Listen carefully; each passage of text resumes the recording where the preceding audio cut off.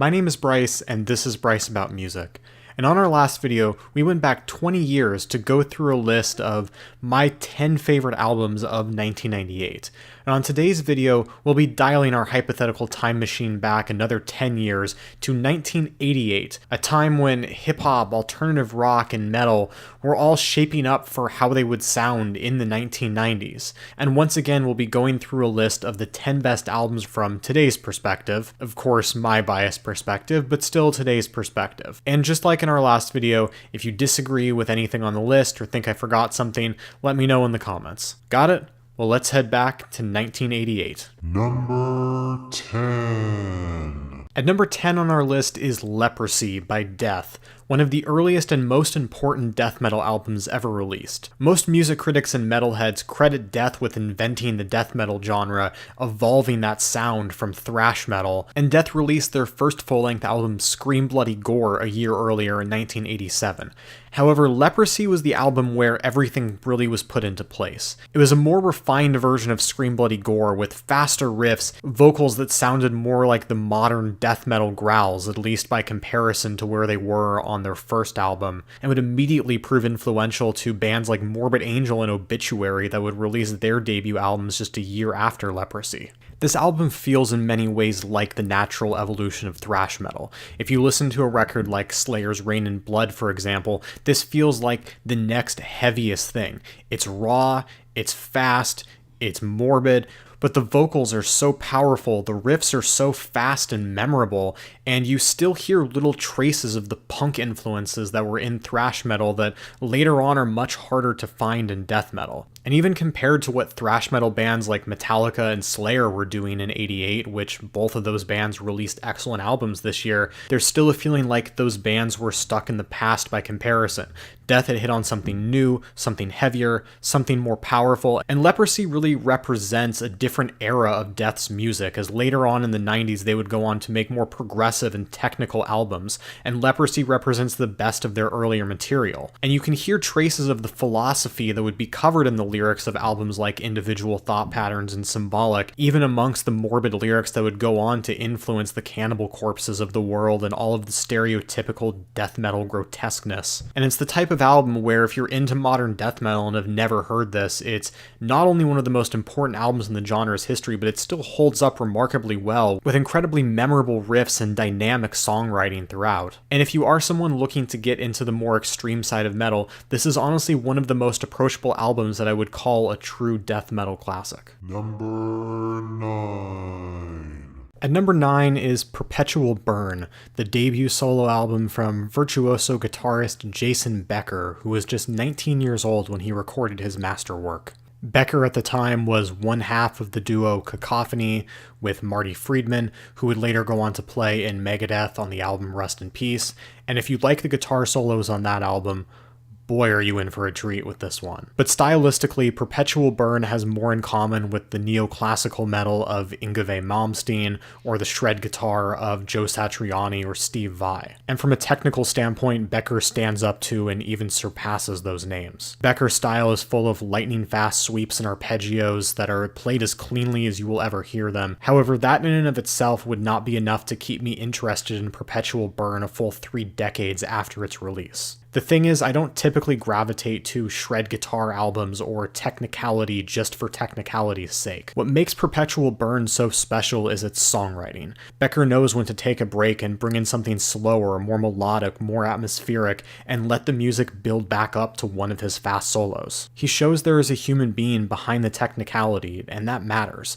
And in doing so, he makes each song sound distinct. There's much greater variety here than you would ever expect from a neoclassical metal album, starting with the gorgeous opener Altitudes, which makes shred guitar sound dreamier than it's ever been. And then compare a track like Mabel's Fatal Fable, which has these crunchy riffs that sound like a thrash metal song is about to break out at certain points, to the next track Air, which has these light, very precise picks that are atmospheric and almost folk-like. It's one thing to be able to play guitar like Jason Becker, and honestly very, very few, if any, can, But it's another thing to incorporate those kinds of skills into interesting, engaging, and varied songs, and that's exactly what you have on Perpetual Burn.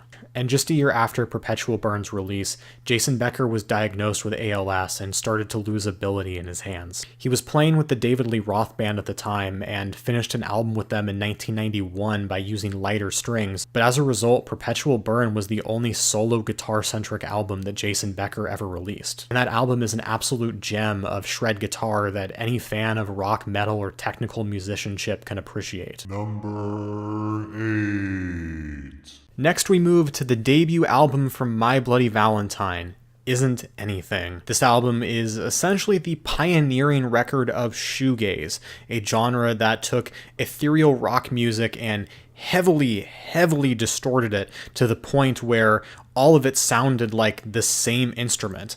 In listening to this album, even 30 years later, it's really hard to tell when a guitar stops playing and when another instrument comes in or where each instrument is in comparison to everything else. It was such an influential album in sound and production techniques that bands are still trying to create its hazy aesthetics and lo-fi production 30 years later. And Isn't Anything is one of 3 albums on this list that marks a transition into the more modern form of alternative rock. Like their contemporaries from this year, My Bloody Valentine took elements from punk music and applied something totally different until the punk was almost unrecognizable. And in this case, it was taking dream pop and punk rock and making it incredibly heavy and ethereal at the same time. It was so distorted that it felt like there was an incredible amount of weight to it, while the songs still remained very beautiful and airy. Even tracks that are incredibly mellow and poppy at their core still sound so weighted by all the distortion that it comes across very heavy. And while Isn't Anything establishes a core sound, it isn't just a proof of concept for shoegaze music. This is an album that has a great deal of variety, and it can flow seamlessly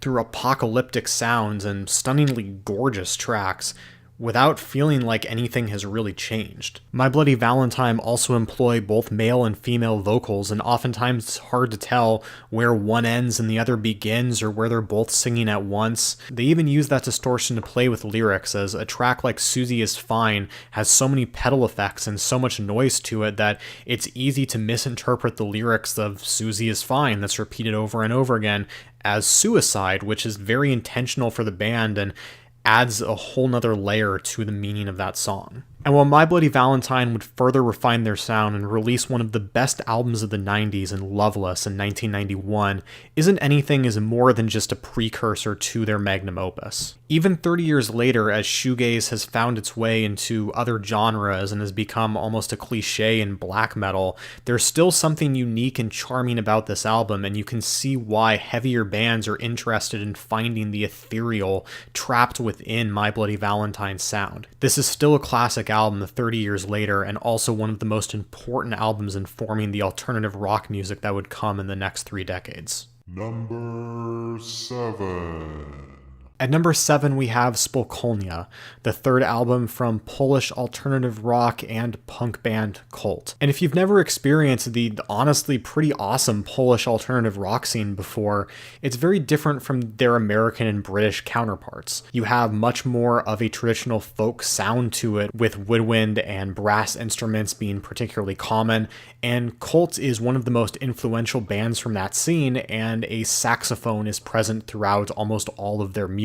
When you have a song, for example, that is very reminiscent of 80s post-punk, but has an organ melody playing throughout it and a saxophone solo, that's just pretty amazing to listen to. And even just last year, there were great albums by bands like Nagrobki and Merkaba that use the saxophone as a prominent instrument in Polish rock music. But Spokojnie is a lot more than just an alternative rock album with saxophones. It was an influential album to the future of Polish music, and Kult is one of the most famous Polish rock bands of all time, but it was also an important album in terms of the themes that it presented. This is very much a political album, and at the time, Poland Poland was under Soviet control, and this album protested the Soviet communist regime. And even with Kult and other punk bands of the time facing issues of censorship, 2 songs from this album ended up being #1 hits on Poland's radio charts. Musically, this album is clearly influenced by post-punk and new wave music, but it has a distinct Polish edge to it. There's also a strong psychedelic influence to this album and a dark atmosphere that runs throughout a lot of it. The first single on the album, Duani, is a love song that transcends languages, and the combination of saxophone and double bass gives it a very loungy feel. And it feels right at home in the midst of this otherwise very political album. Frontman Kazakh Staszewski has a very everyman kind of voice that works within the music. His voice is certainly reminiscent of the post-punk frontmen that influenced him, but it works within the different influences such as the psychedelia and ska and reggae and progressive rock. And if you've never heard Polish rock music before, Kult is an excellent place to start. This album feels purposeful, diverse, and musically interesting even to someone who can't understand every word. It's an interesting album from a historical standpoint, but it's also just a great alternative rock album and is an excellent entry point into the wonderful saxophone-heavy scene of Polish alternative music. Number 6. Up next, we have Operation Mindcrime, the 3rd album from Seattle heavy metal band Queensrÿche, and one of the pioneers of progressive metal. Even though this album was a lot simpler than what you might necessarily associate with the term, it was an album that took influences from groups like Rush and Pink Floyd and other progressive rock groups and combined it with the sounds that heavy metal had on the radio at the time, and certainly the more symphonic and operatic sounds of Iron Maiden. Vocalist Jeff Tate certainly has a lot in common with Bruce Dickinson, and Queensrÿche used the same dueling guitars of Iron Maiden. But on Operation Mindcrime, there's a concept, a concrete story that runs through the record and is the focal point for the music. Everything on this album is based around telling the story of Nicky, who wakes up with amnesia only to find out that he is in fact a heroin addict who is part of this revolutionary organization and can be controlled by the infamous Dr. X with the trigger word Mindcrime. It all sounds kind of silly, but it actually works very well. It brings up themes of addiction, economic inequality, and political corruption. And while I wouldn't necessarily say that Operation Mindcrime is astounding political commentary, it is a very fun and entertaining story that is among the most complete stories I've ever heard in rock and metal music. And it all works extremely well within the music. You can go listen to any song on this album, understand the general themes of what's going on, even if it may not relate to the specific story, and then listen to the entire thing as one concrete story and very easily understand the entirety of what is going on in the narrative. This has some of Queensrÿche's catchiest songs like I Don't Believe in Love and Eyes of a Stranger, but yet there's also 10-minute progressive epics like Sweet Sister Mary that was even more expansive and experimental than what progressive metal bands like Fate's Warning were doing at the time. It's on that track where you start to hear performances from different characters mixed in with these haunting choral chants and heavy metal solos, and it comes together as easily the most experimental track that Queensrÿche would ever release and one of the high points of the album. 30 years later, this is still one of the best stories told in rock and metal music. Its themes are still relevant to this day. It's an important album for the history of progressive metal and narrative-focused metal, but it's also just a really fun drama. And with Queensrÿche releasing a mediocre sequel in 2006 and Jeff Tate's latest band being called Operation Mindcrime, it's an album that Queensrÿche has been trying and failing to recreate to this day. Number 5. At number 5, we move to one of the most important albums in the history of alternative rock music, the debut album from the Pixies, Surfer Rosa. This album would help shape the immediate future of alternative music with volume dynamics, irreverent lyrics that can sometimes surprise you with heavy themes out of nowhere, and a striking lo-fi production thanks to producer Steve Albini, who had a large impact on the way this album sounded. Albini was at the time known as the frontman of the noise rock band Big Black, and his intentionally muddled production on Surfer Rosa would turn him into one of the most sought-after producers in rock music in the next 3 decades. He used unconventional recording tactics to get the kind of raw sound that is immediately apparent on Surfer Rosa, including having the band record parts in the bathroom among other odd places. And he also added in private conversations unbeknownst to the band, which gives the album a bit of a voyeuristic feel. It's certainly not the way that I would want to listen to every album, but the rawness of the recording puts you right into the Pixies' hypothetical garage and accentuates the rougher, more punk-inspired roots of their sound. And that sound is one that would shift between loud, bombastic sections to soft melodies to even louder, noisier parts. It was dynamic and catchy and different from anything else out there at the time, and those type of volume dynamics set the tone for not just the Pixies going forward, but for bands like Nirvana and a whole host of other 90s alternative rock bands. Many of the songs here are incredibly catchy despite how raw they sound, with tracks like Where Is My Mind, Bone Machine, Gigantic, all having infectious pop melodies that find their way through the rawness of the instrumentation. And so much of that is anchored by vocalist Black Francis, who has a distinct voice and shocking vocal range. His voice works perfectly with the dynamism of the music, and he's comfortable booming or screaming over the heavier sections while also providing light backing vocals when Kim Deal takes the lead. And Deal is a quality vocalist herself who honestly probably doesn't get enough time to shine on Surfer Rosa, but the two work well in tandem. And when you compare this album to where rock music was at the time, with overproduced and glossy glam rock and hair metal on the charts, Surfer Rosa becomes even more striking by comparison. The Pixies would go on to clean up their sound a bit on the more accessible and in many ways even more musically experimental follow-up Doolittle just a year later, but that just makes Surfer Rosa stand out even more in the Pixies' discography. It's a landmark album in rock music that still holds up today, and you'd be hard-pressed to find a lo-fi album as catchy as this one to come out in the 30 years since. Number 4. At number 4, we have Spirit of Eden, the 4th album from London-based rock band Talk Talk. And the band had received a great deal of radio play throughout the 1980s, particularly in the UK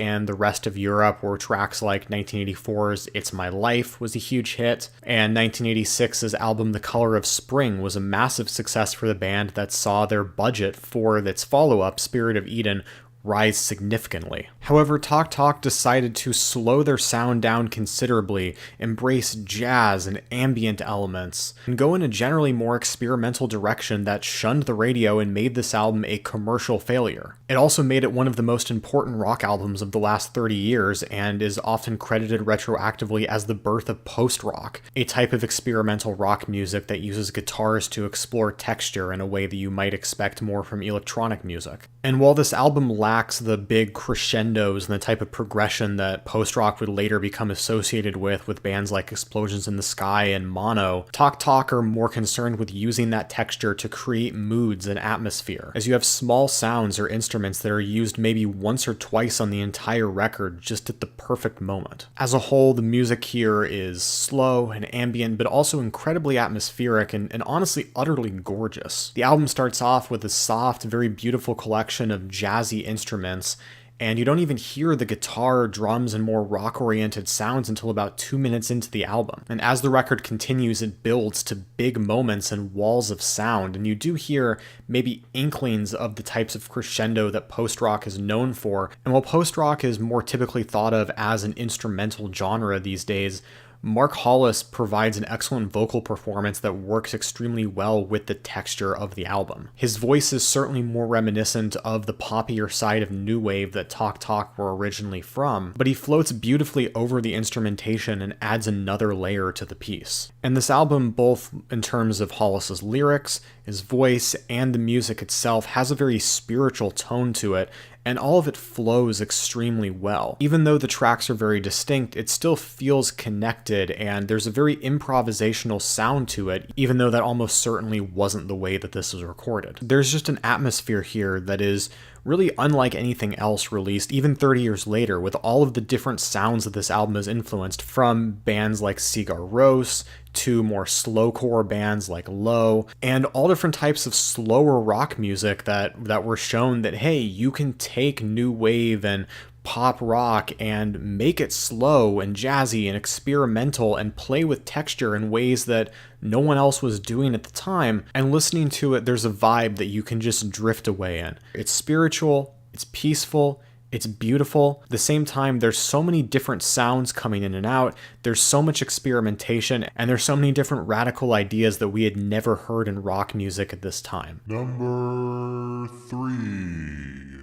At number 3, we move to Plux, Quba, the only solo album from mysterious Portuguese producer Nuno Canavarro. This is an album of mostly untitled tracks of tape music and electroacoustic sounds, and it has an incredibly digital sound that is simply baffling for a record released in 1988. In many ways, this was glitch music before glitch existed as a genre. Not a whole lot is known about the history of the album, but the sound itself is something that is completely out of time. This is an album that is not afraid to use silence and space, and essentially feels like a collection of different ideas that are from way in the future. You have piano notes that blend with robotic digital sounding noises, or times where you'll have nature samples play over a dreamy melodica. You also have taped vocals that appear here and there, as well as incredible textures. Like, there's just a feeling to this album that invokes ominous horror themes as well as indescribable beauty sometimes. It's an incredibly minimalist album that is mind-blowing to listen to, especially considering the year that it came out. One of the few named tracks on the album, called Wask, has a light piano melody that sounds like rain falling, with hushed, all too brief vocal samples appearing here and there. It sounds in part like some of the vocal techniques that Burial would use 20 years later on his self-titled album and Untrue. And while not a ton is known about this album's origins, it did end up very quietly becoming an incredibly influential album in the history of electronic music. Experimental guitarist and producer Jim O'Rourke, who was a staple of the experimental music scene in the US in the 90s, cites this as one of his bigger influences, and this was the first album that he released as a reissue under his Muay Kai label in 1999. O'Rourke apparently discovered it while traveling through Germany, as electronic producer Christoph Hiemann showed it to him, as well as a number of other German producers, including Jan St. Werner from Mouse on Mars, who would go on to frequently collaborate with glitch producer Oval. Traces of this album started to find its way into the glitch of Oval, the IDM of Mouse on Mars, and the electroacoustic of C. Schultz. So in a roundabout way, this obscure Portuguese album ended up influencing the future of German electronic music, which then went on to influence the future of other European electronic music and American electronic music. As I mentioned, some of the techniques that you could find in later Burial albums, and techniques in this record certainly remind me of modern tape loop artists like William Basinski. But even going back and listening to it as more than just a historical document, Quba is one of the best electroacoustic albums I've ever heard. It is utterly remarkable in how it uses its space, variety of sounds, and the atmosphere it creates. It's a mysterious gem that anyone interested in experimental music needs to check out. Number 2. At number 2, we have the second and breakthrough album from New York hip-hop group Public Enemy. It's called It Takes a Nation of Millions to Hold Us Back, and out of all of the hip-hop albums released in the 80s, this one probably holds up the best. This is in part due to the rapping of Chuck D, who was aggressive and clear with his lyrics, in part due to the production, which was fast and bombastic in ways that hip-hop often wasn't at the time. It took what groups like Beastie Boys and Run DMC were doing and brought it to a whole nother level for East Coast hip-hop, but also due to the lyrical content. Public Enemy was radical for the time. There's really no denying that. This was an album that was very upfront with themes of systematic racism, as well as the US prison system, the vapid music industry, mainstream news, consumerism, and they interjected all of that with braggadocious lyrics about how hard they were that felt earned with the content of the rest of the album and how high energy everything was. And going back and listening to It Takes a Nation of Millions, I can't help but feel like this album feels like a live performance in a lot of ways. And yes, some of that is because it literally samples Public Enemy live performances fairly frequently throughout the album, but a lot of that is because it is so wild, so raucous, so high energy, and Flava Flav comes in as a hype man to frequently bring that energy up. It all feels like you're a part of this super fun and wild performance, but you're getting these revolutionary, radical lyrics on top of it. Like, the short intro to this record sums up what you're about to hear perfectly. Introducing the band in a live setting with all of this crowd noise and sirens blaring, but with the lyric, "The revolution will not be televised." And when you get into the actual music of the record, you get Bomb Squad production that was fast and funky, with tons of horns and DJ scratches, and even some experimental touches here and there, like the famous Transformers scratch on Rebel Without a Pause. The first proper track on the album, Bring the Noise, is a noticeably loud, up-tempo hip-hop song, and the group's energy never dips from there. But none of this ever overshadows the lyrical content. It all works to elevate what Chuck D is saying. And It Takes a Nation of Millions to Hold Us Back greatly influenced the future of East Coast hip-hop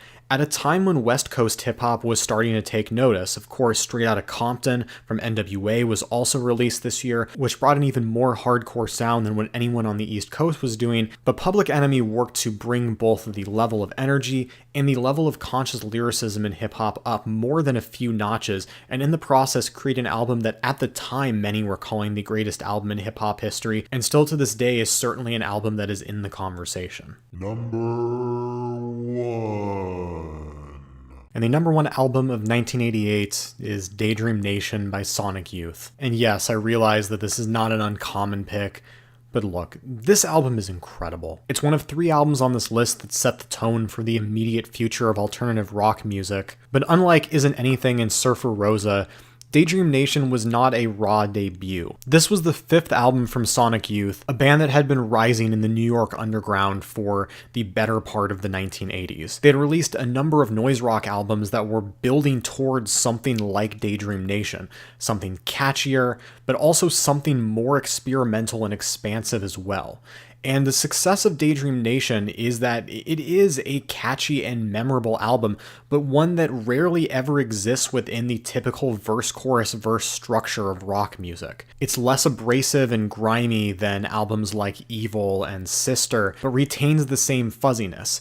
It has the lo-fi aesthetics without actually being lo-fi. There are just so many sounds and moments here that you wouldn't typically associate with rock music, such as on Rain King, that sounded completely and utterly apocalyptic with how noisy and dissonant everything was. Providence has an intro that sounds like an ambient noise track over a piano melody, which is never something that you would ever expect in a rock song. Structurally and sonically, Daydream Nation is incredibly experimental, but again, this is so much more pop-oriented in sound than anything Sonic Youth had done before, and is often deceptive in how noisy and heavy a lot of it actually is. It was almost like slacker culture meeting the apocalyptic noise of the noise rock that Sonic Youth grew from. And oftentimes the trio of vocalists of Thurston Moore, Kim Gordon, and occasionally Lee Ronaldo, who takes lead on a few tracks, would provide a melodic escape from the often tumultuous instrumentation on this album. The lyrics are really interesting to go through retrospectively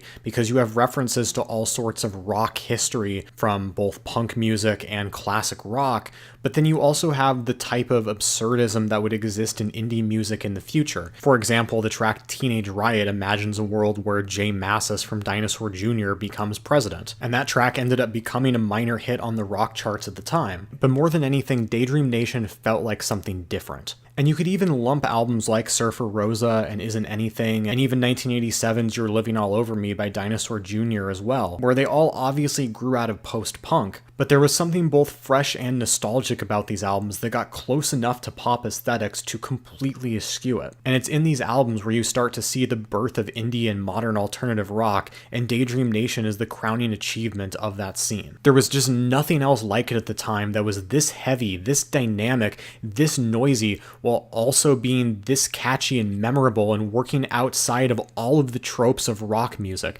It was everything that punk music and alternative music at the time had built to. It's one of the best rock albums ever released, it's one of the most important rock albums ever released, and there's a reason why it always tops lists like this. It's an absolute masterpiece, and come on, were you really not expecting this one to be number one?